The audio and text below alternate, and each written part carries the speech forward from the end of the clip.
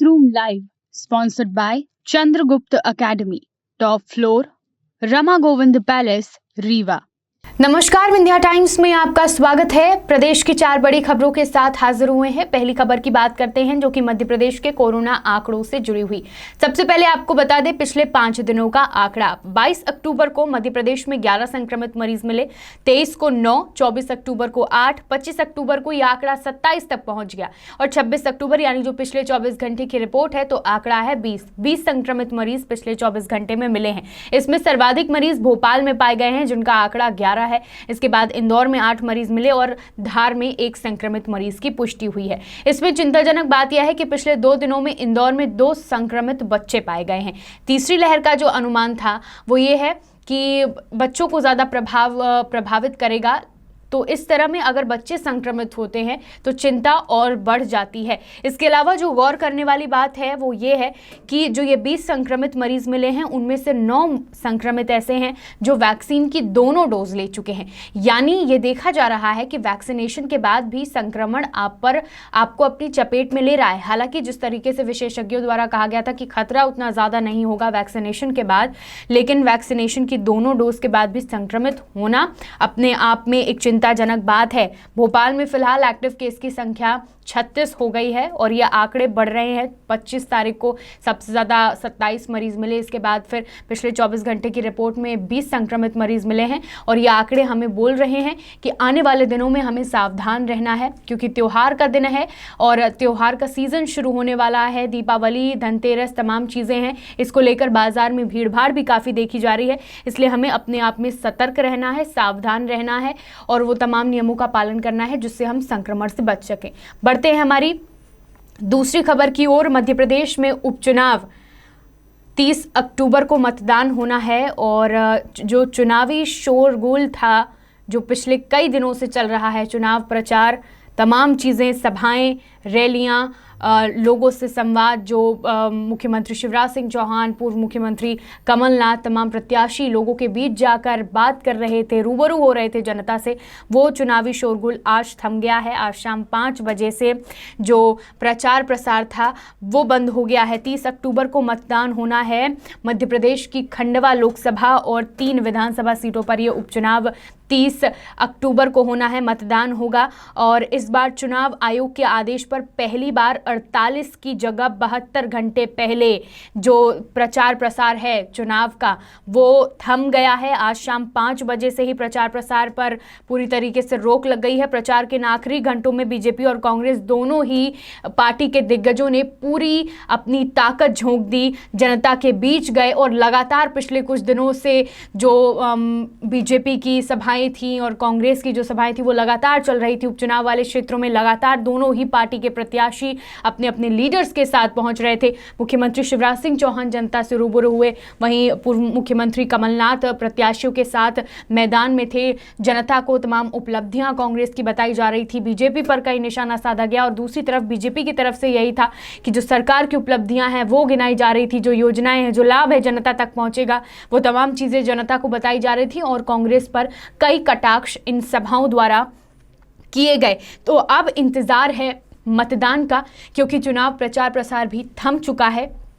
मतदान का इंतज़ार है और नतीजों का इंतज़ार है।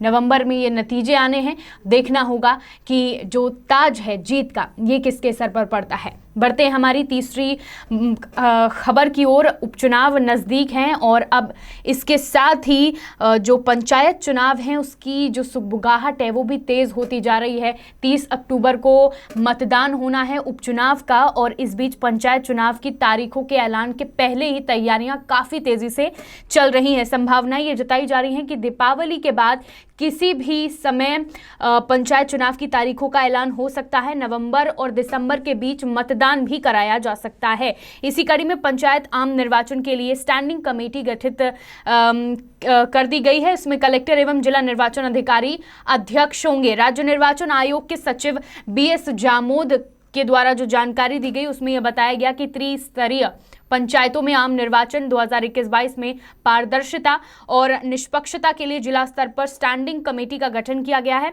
ये जो स्टैंडिंग कमेटी है, इसमें अध्यक्ष कलेक्टर एवं जिला निर्वाचन अधिकारी होंगे।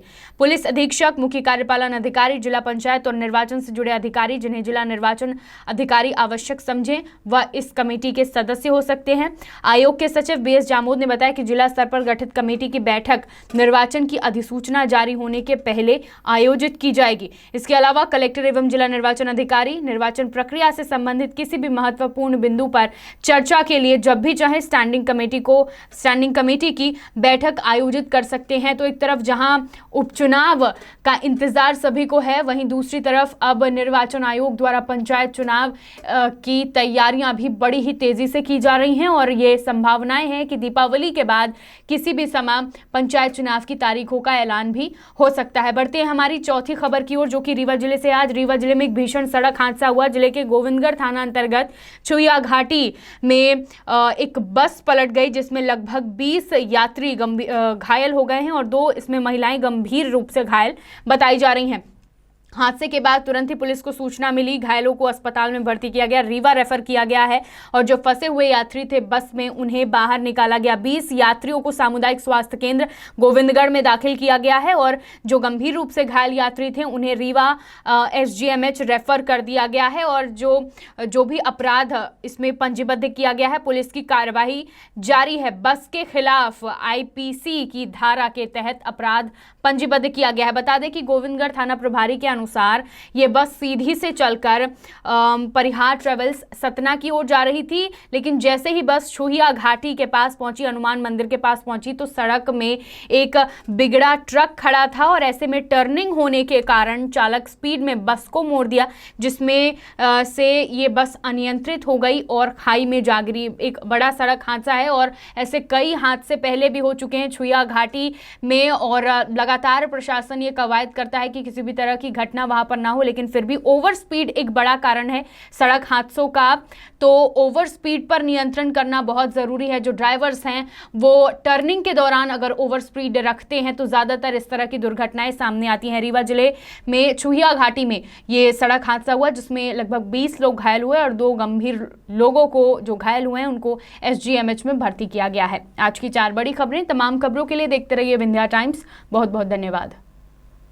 Newsroom Live, sponsored by Chandragupta Academy, top floor, Rama Govind Palace, Rewa.